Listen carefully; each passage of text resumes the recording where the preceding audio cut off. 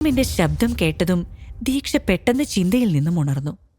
അവർ 3 പേരും കൂടി അവിടെ നിന്നിറങ്ങി കാറിൽ കയറിപ്പോയി. ഇതേസമയം കൃഷ്ണകുമാറും സുധയും പേടിയോടെ പരസ്പരം നോക്കി.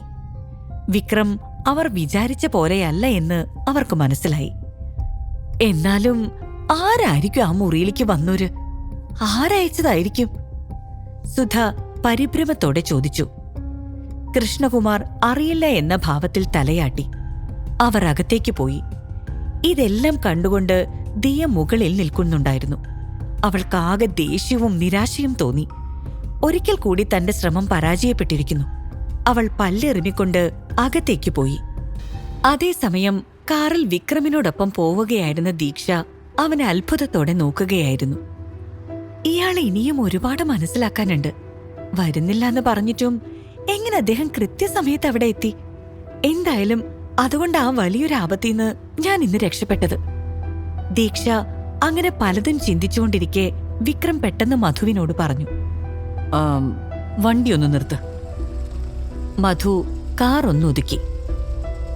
നിങ്ങളൊന്ന് പുറത്തേക്ക് നിന്നേ, ഞങ്ങൾക്കൊന്ന് തനിച്ച് സംസാരിക്കണം.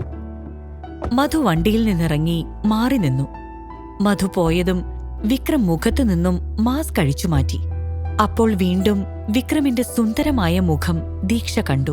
മധു അത് കാണാതിരിക്കാനാണ് അയാളോട് പുറത്തിറങ്ങി നിൽക്കാൻ അവൻ ആവശ്യപ്പെട്ടതെന്ന് ദീക്ഷയ്ക്ക് മനസ്സിലായി. വിക്രം തന്റെ യഥാർത്ഥ മുഖം തന്റെ മുമ്പിൽ മാത്രമാണ് കാണിക്കുന്നത്. അതെന്തിനാണെന്ന് മാത്രം അവൾക്ക് മനസ്സിലായില്ല.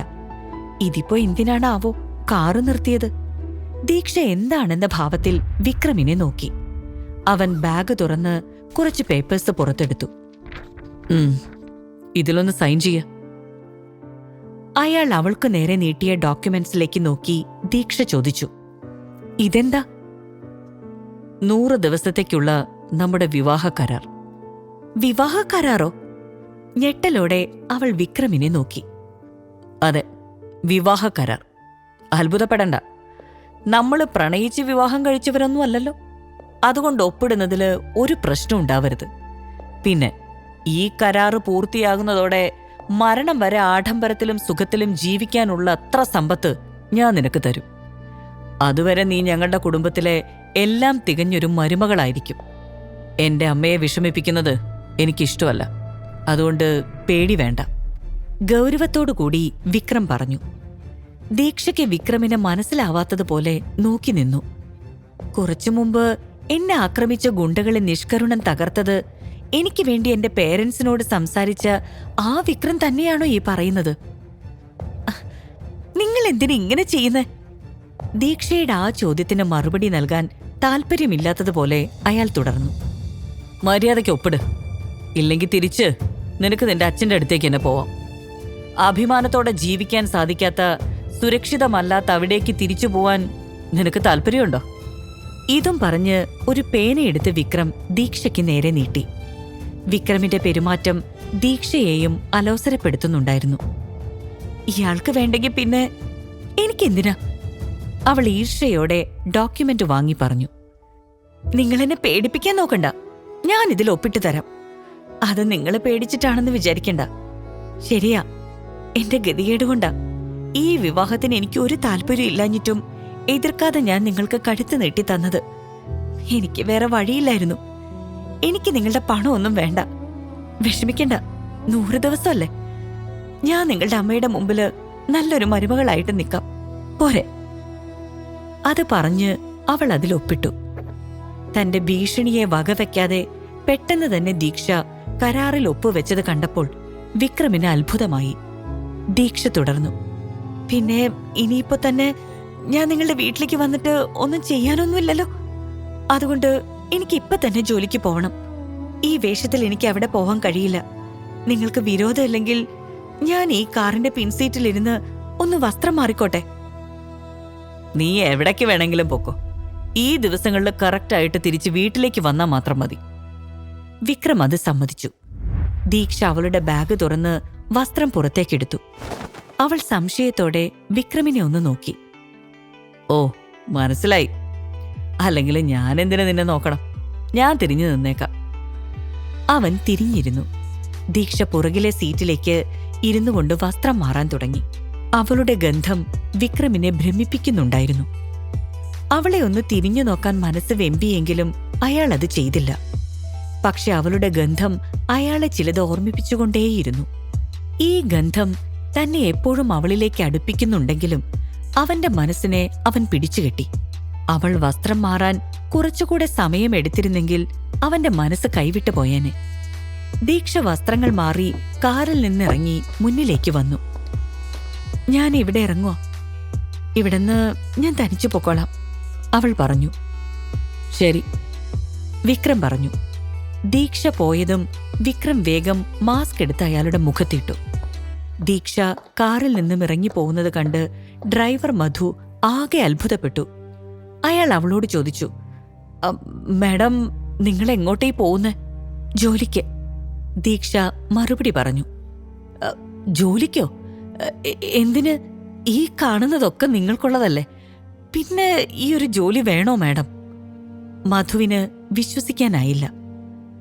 ഒന്നും ശാശ്വതമല്ല മധു, ഈ ബാഗ് മാത്ര ഇപ്പൊ എന്റെ സ്വന്തം, എനിക്കും ജീവിക്കണ്ടേ? അതും പറഞ്ഞ് ദീക്ഷ നടന്നുപോയി. മധുവിനൊന്നും മനസ്സിലായില്ല. അവൾ പോകുന്നതും നോക്കി മധു മെല്ലെ കാറിനകത്തേക്ക് കയറി. എന്നിട്ട് അയാൾ കാറ് സ്റ്റാർട്ട് ചെയ്തു പോയി. മറുവശത്ത് മാളിയേക്കൽ വീട്ടിൽ ദീക്ഷയുടെ അച്ഛൻ കൃഷ്ണകുമാറും സുധയും ദീക്ഷയ്ക്ക് എന്താണ് സംഭവിച്ചതെന്ന് കണ്ടെത്താനുള്ള ശ്രമത്തിലായിരുന്നു. അവരുടെ ആദ്യത്തെ സംശയം ദിയയെ തന്നെയായിരുന്നു. ദീക്ഷയ്ക്ക് എന്ത് സംഭവിച്ചു എന്ന് അറിയാനായി അവർ ദിയയുടെ അടുത്തേക്ക് ചെന്ന് ചോദിച്ചു. ഇന്നിവിടെ സംഭവിച്ചതിനൊക്കെ പുറകില് നീ തന്നെ ആയിരിക്കും എന്നുള്ളത് ഞങ്ങൾക്കറിയാം, സത്യം പറ. സത്യമായിട്ട് എനിക്കൊന്നും അറിയില്ല അച്ഛാ, ഞാനും ഇപ്പോഴാ കാര്യങ്ങളെല്ലാം അറിയുന്നേ. ദിയയുടെ മറുപടിയിൽ തൃപ്തി വരാതെ കൃഷ്ണകുമാർ വീണ്ടും കയർത്തു. അവളെ ദ്രോഹിക്കാൻ നീ രണ്ടാമതൊന്നും ആലോചിക്കില്ല എന്നെനിക്കറിയാം. ദിയ, അവളെ മനഃപൂർവ്വം ഉപദ്രവിക്കാനായിട്ടല്ലേ നീ അവന്മാരെ അവളുടെ മുറിയിലേക്ക് അയച്ചത്?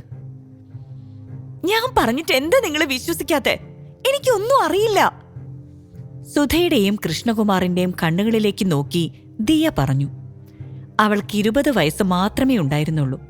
പക്ഷെ അവളുടെ പ്രവൃത്തികൾ ഏറ്റവും പരിചയസമ്പന്നരായ കുറ്റവാളികളെപ്പോലും ലജ്ജിപ്പിക്കാൻ പോന്നതായിരുന്നു. ദീക്ഷയെ ആക്രമിക്കാൻ വന്ന ആ 4 പേരെയും ദിയ തന്നെയാണ് തന്റെ വീട്ടിലേക്ക് വിളിപ്പിച്ചത്. അതായിരുന്നു സത്യം. കാരണം കുറച്ചു ദിവസം മുൻപ് ദീക്ഷയുടെ ജീവിതം നശിപ്പിക്കാനുള്ള അവളുടെ ഉദ്ദേശം ഒരു സ്വപ്നം മാത്രമായി അവശേഷിച്ചു. അന്ന് പരാജയപ്പെട്ട തന്റെ ഉദ്ദേശം നടത്താനാണ് അവൾ രാഘവനെയും കൂട്ടരെയും വിളിച്ചു വരുത്തിയത്. രാഘവന് അവളോട് മുമ്പേ ദേഷ്യമുള്ളതല്ലേ, അതായിരിക്കും അവൻ വന്നത്. ദിയയുടെ അമ്മ സുധ ഈ സംസാരം കേട്ടുകൊണ്ട് നിൽക്കുകയായിരുന്നു. ആ മഠത്തിൽ കുടുംബമായിട്ട് നമ്മളൊരു ബന്ധമുണ്ടാക്കുന്നതിന് മുമ്പേ നീ അത് തകർത്തു കളയോ മോളെ? സുധ ദിയയോട് ചോദിച്ചു. ഞാനൊന്നും ചെയ്തില്ലമ്മേ. അല്ലെങ്കിലും വികൃതനായ ആ വിക്രമിനെ നിങ്ങൾ എന്തിനാ ഇങ്ങനെ ഭയക്കുന്നേ? പരാശ്രയമില്ലാതെ നടക്കാൻ പോലും അവനെ കൊണ്ടാവില്ല, പിന്നെ എന്താ? ദിയ നിഷ്കളങ്കമായ അമ്മയെ നോക്കി. ദീക്ഷയെ മാനഹാനി ചെയ്യാൻ മുതിർന്ന 4 പേരുടെയും ജനനേന്ദ്രിയം വിക്രം മറുത്തുമാറ്റിയ വിവരം ദിയ ആ നിമിഷം വരെ അറിഞ്ഞിരുന്നില്ല. നിന്റെ ഈ സംസാരം വിക്രമിന്റെ ചെവിയിലെങ്ങാൻ എത്തിയാലുണ്ടല്ലോ, നമ്മളെ 3 പേരെ അവൻ വെച്ചേക്കില്ല. സൂക്ഷിച്ചു നിന്നാ നിനക്ക് നല്ലത്. ദിയ ഒന്നും മിണ്ടാതെ അവിടെ നിന്നും പോയി. ആ സമയം വിക്രമിനൊരു ഫോൺ കോൾ വന്നു. ഹലോ ബേബി, നീ എവിടെയാ? ഈ കഥ തുടർന്ന് കേൾക്കുന്നതിനായി ഇപ്പോൾ തന്നെ പോക്കറ്റ് FM ആപ്പ് ഇൻസ്റ്റാൾ ചെയ്യൂ. Link in description.